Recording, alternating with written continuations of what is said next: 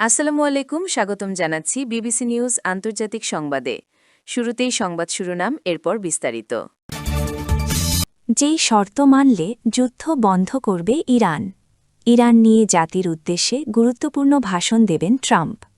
যুক্তরাষ্ট্রের শক্তিশালী সামরিক বাহিনী কেন ইরান যুদ্ধ শেষ করতে পারছে না? মোদির বিরুদ্ধে ধর্ষণের অভিযোগ সামনে আনেন যিনি।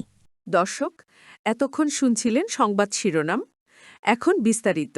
আপনি যদি ইসরায়েলের ধ্বংস চান এবং মুসলিমদের পাশে থাকেন, তাহলে ভিডিওতে লাইক করে চ্যানেলটি অবশ্যই সাবস্ক্রাইব করে দিবেন এবং আপনার মূল্যবান মতামত অবশ্যই কমেন্টে লিখে জানিয়ে দিবেন। এখন বিস্তারিত। যেই শর্ত মানলে যুদ্ধ বন্ধ করবে ইরান।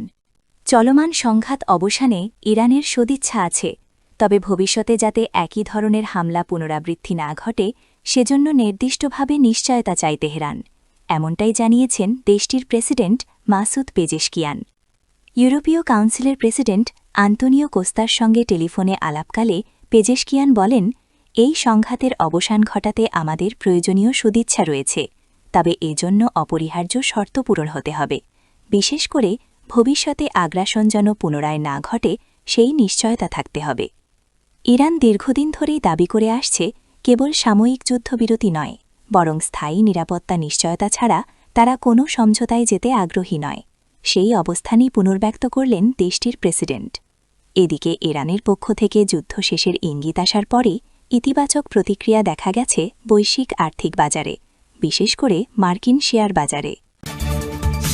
ইরান নিয়ে জাতির উদ্দেশ্যে গুরুত্বপূর্ণ ভাষণ দেবেন ট্রাম্প। ইরানের বিরুদ্ধে চলমান যুদ্ধ নিয়ে জাতির উদ্দেশ্যে গুরুত্বপূর্ণ ভাষণ দেবেন যুক্তরাষ্ট্রের প্রেসিডেন্ট ডোনাল্ড ট্রাম্প। বুধবার ১ এপ্রিল রাতে ট্রাম্প বক্তব্য রাখবেন বলে জানিয়েছেন হোয়াইট হাউসের প্রেস সেক্রেটারি ক্যারোলিন লেভেট। অর্থাৎ বাংলাদেশ সময় বৃহস্পতিবার সকাল ৭টায় ভাষণটি দেবেন তিনি।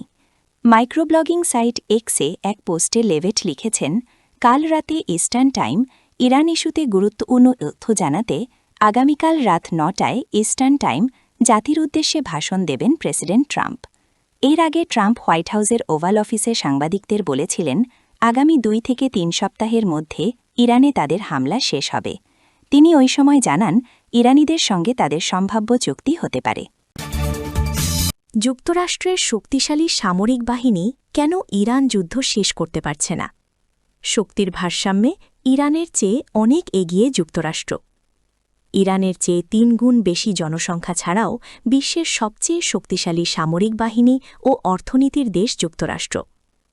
এর সঙ্গে ইসরায়েলের পোড় খাওয়া সেনাবাহিনী আর তীক্ষ্ণ গোয়েন্দা জাল যুক্ত করলে লড়াইটা একেবারেই অসম মনে হয়। তবে ইরান যুক্তরাষ্ট্রের জন্য গলার কাটা বানিয়ে ছেড়েছে। নিজেদের জনগণের উপর তারা চরম ভোগান্তির বোঝা চাপিয়ে দিয়েছে ঠিকই, তবে দেশটি কেবল টিকেই থাকেনি। অনেক বিশ্লেষক মনে করেন, যুদ্ধের কৌশলগত নিয়ন্ত্রণ এখন তেহরানের হাতেই। যুদ্ধের ১ মাস পেরিয়ে যাওয়ার পর লড়াইটা এখন দর কষাকষির ক্ষমতার ওপর নির্ভর করছে। ট্রাম্পের শক্তি হয়তো বেশি, কিন্তু নিরঙ্কুশ বিজয় পেতে হলে তাকে যে রাজনৈতিক ও অর্থনৈতিক ক্ষতির মুখে পড়তে হবে তা সহ্য করার মানসিক প্রস্তুতি তার নেই। ইরান হয়তো সরাসরি যুক্তরাষ্ট্র বা ইসরায়েলকে হারাতে পারবে না, তবে জ্বালানি রপ্তানির প্রাণকেন্দ্র হরমুজ প্রণালী বন্ধ করে দিয়ে তারা তাদের তুরুপের তাসটির চাল দিয়েছে।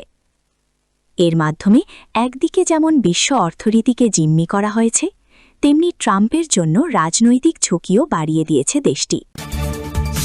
মোদির বিরুদ্ধে ধর্ষণের অভিযোগ সামনে আনেন যিনি। ভারতের প্রধানমন্ত্রী নরেন্দ্র মোদি মুসলিম গণহত্যার দায়ে গুজরাটের কসাই উপাধি পেয়েছেন বহু আগেই।